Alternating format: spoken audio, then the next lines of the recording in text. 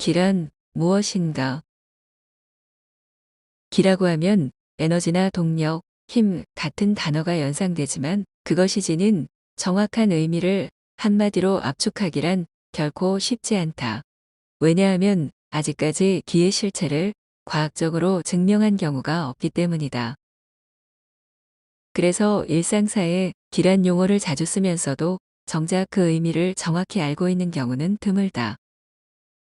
기와 관련된 용어 몇 개를 예로 들면 다음과 같다. 기운, 기가 움직이면서 수반되는 힘이나 생동력.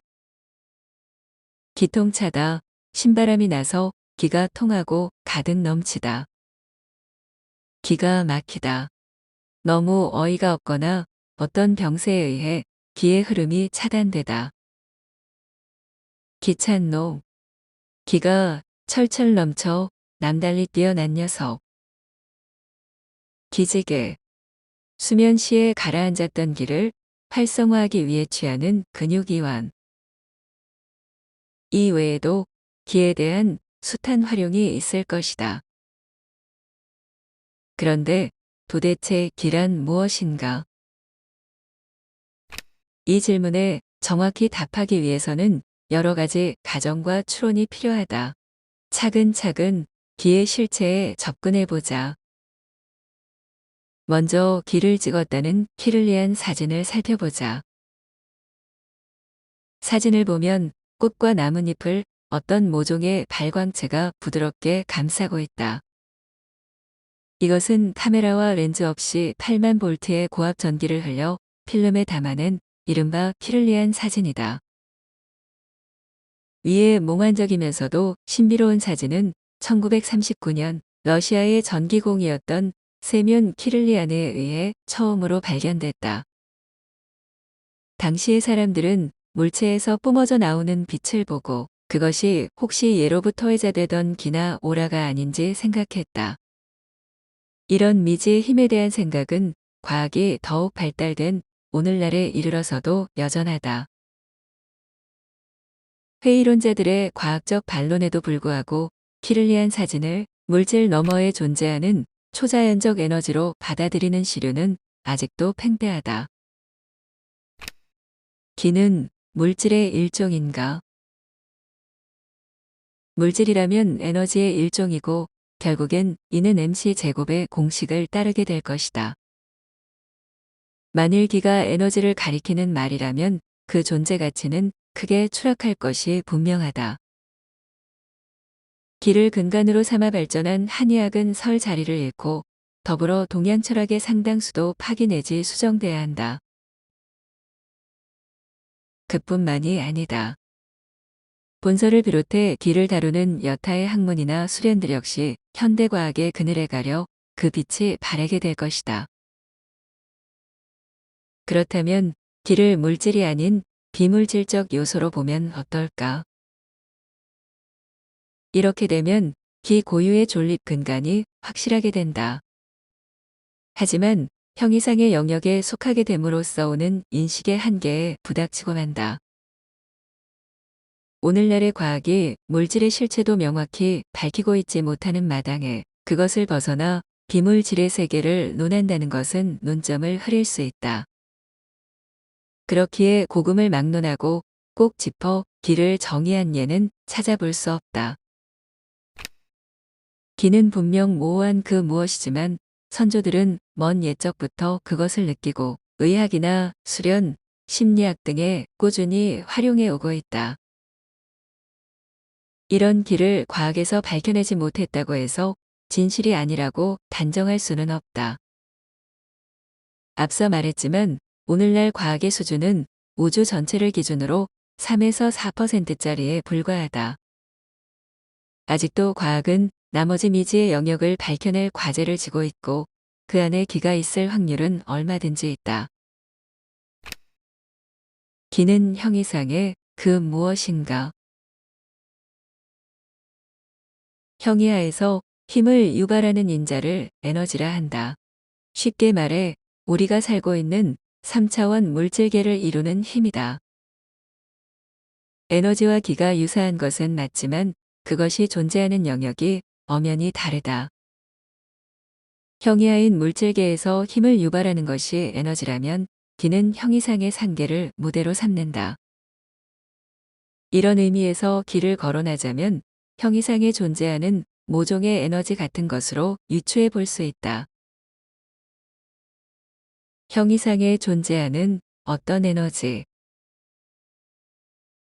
이것이 어느 정도 기의 일면을 말해주긴 하지만 복잡하고 모호한 감이 여전히 남아있다.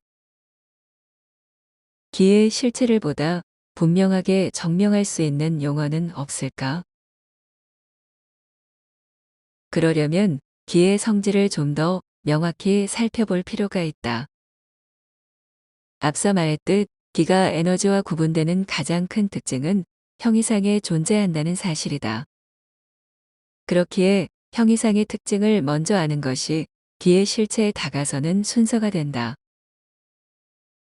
매사가 그렇듯 무언가에 대해 파악할 때는 구성 성분을 면밀히 따져보는 것이 유리하다. 형이상 역시 그렇다. 형이하, 물질을 초월할 수 있는 고차원 진료는 무엇일까? 물질을 초월한 것이어야만 형이상의 진료에 합당할진데 과연 그런 것이 존재할 수 있을까? 물질의 영역에 속한다면 그것은 무엇을 막론하고 형이하이다. 물질의 최소 단위인 양자의 세계 역시 형이하이다. 그렇기에 형이상을 논하려면 물질로 볼 수 없는 대상을 찾아야 한다. 그렇다면 아직까지 실체가 드러나진 않았지만 존재한다고 여겨지는 암흑 물질이나 반물질은 어떨까? 이런 것이라면 형이상의 조건에 걸맞지 않을까? 하지만 모습이 드러나지 않은 것뿐이지 중력을 지니고 있다는 점에서 암흑 물질은 형이하의 특수한 경우에 해당된다. 또한 반물질 역시 물질을 초월한 그 무엇이 아니라 특수한 형태의 전기적 보호나 성질을 지닌 물질의 일종으로 보아야 한다.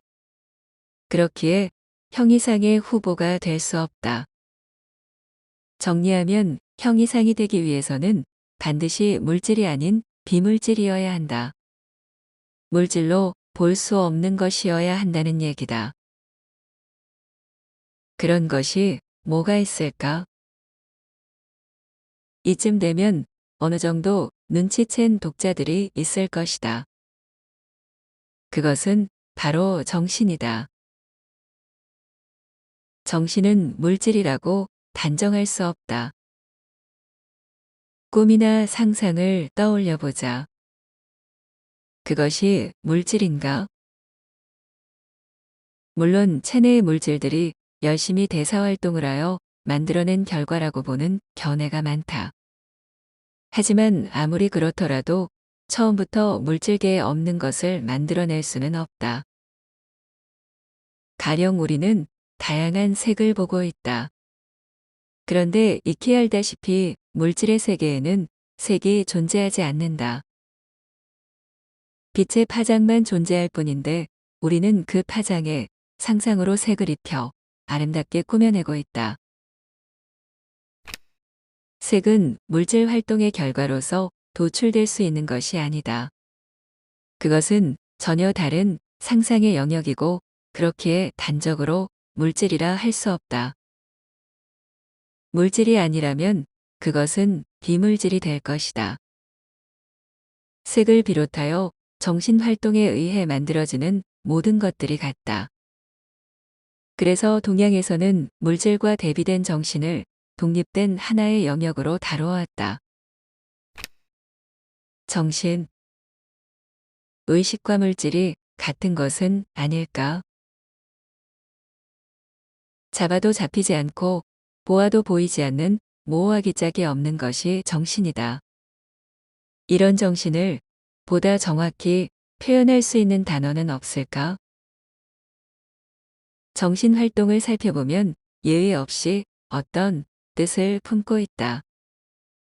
즉, 내용과 방향성을 함께 지니고 있고 이런 것을 가리켜 정보라 한다.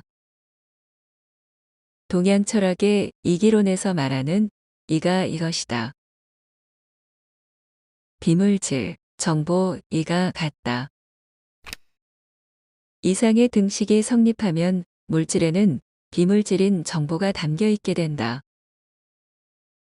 원자를 예로 들면 그것을 구성하는 중성자, 양성자 전자 등은 물질이고 이런 구조로 활동하게 하는 이면의 정보는 비물질이 된다. 왜 원자는 이런 식으로 구성되고 나름의 방식으로 활동하는가? 바로 비물질인 정보가 그렇게 설정되어 있기 때문이다. 과학이란 바로 그 설정 값을 알아내는 과정이다. 삼라만상 모든 것은 물질과 비물질의 대칭으로 존재한다. 마치 생명이 물질과 정신으로 맞물려 있는 것처럼 흔히 돌멩이를 가리켜 생물과는 전혀 다른 순전한 물질 덩어리로 본다. 하지만 돌멩이도 사람처럼 물질과 정보의 대칭적 구조로 되어 있으며 다만 우리가 지닌 정보에 비해 고집이 세다는 차이가 있을 뿐이다. 우리의 정보는 외계의 정보를 받아들여 조합하고 활용하는 데 익숙하지만 돌멩이의 정보는 오로지 설정된 대로만 움직인다. 다시 말하지만 삼라만상 모든 것에는 제 나름의 정보가 담겨 있다. 그 정보의 상태에 따라 이것과 저것이 구분될 따름이다. 정보는 삼라만상을 존재하게 하는 근본 속성, 즉 본질이다. 이제 형이상의 진료가 정보라는 사실까지 알아보았다. 그렇다면 다시 원점으로 돌아와 기는 도대체 무엇인가? 이제까지 논한 바를 토대로 정리하면 기란 형이상에 존재하는 정보 에너지가 된다. 3차원 물질계의 동력이 에너지라면 기는 4차원 비물질계에 존재하는 힘이다.